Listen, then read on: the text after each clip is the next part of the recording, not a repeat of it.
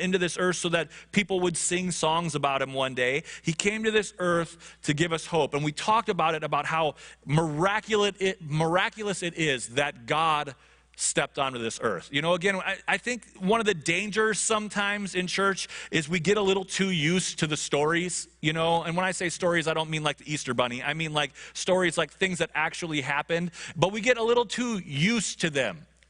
And so we talk about God coming to earth, and we're like, yeah, God came to earth. I'm also a little hungry and probably going to eat at Culver's after church. And we talk about him with the same level of excitement and the same level of wonder, right? I'm not actually saying I'm going to go eat at Culver's. I mean, if you want to join us somewhere, you can, but it is what it is. They'd love it if we all showed up at one time. But we sometimes lose the wonder in the midst of familiarity, right? We talked about last week about how Jesus comes and angels are visiting people. We talked about how Mary was just a kid, and this angel comes and says, you're going to be pregnant even though you're a virgin. You're going to be the mother to the Son of God, and how crazy that would be. Right? We talked about that again, and I just want to point out, Mary was probably 13 to 16. She was not married, you know, and an angel comes and says, you're going to get pregnant. And it doesn't go to anyone else right away.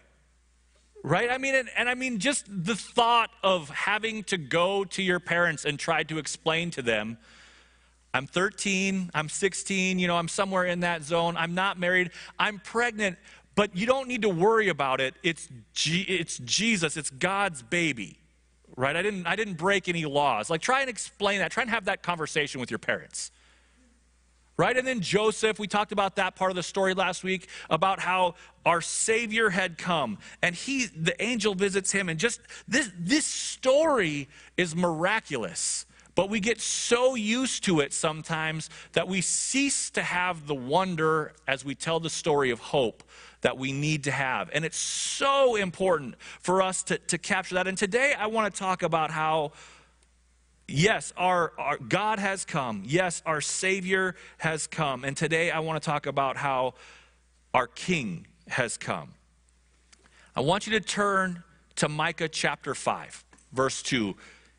Micah chapter 5, verse 2. Micah lived and wrote the prophecies that God gave him roughly 800 years before Jesus took a breath in a manger as a child, as God in the form of man. It was roughly 800 years time span in between there. All right? Micah chapter 5, verse 2. And Micah says this, but as for you, Bethlehem Ephrathah, too little to be among the clans of Judah. From you one will go forth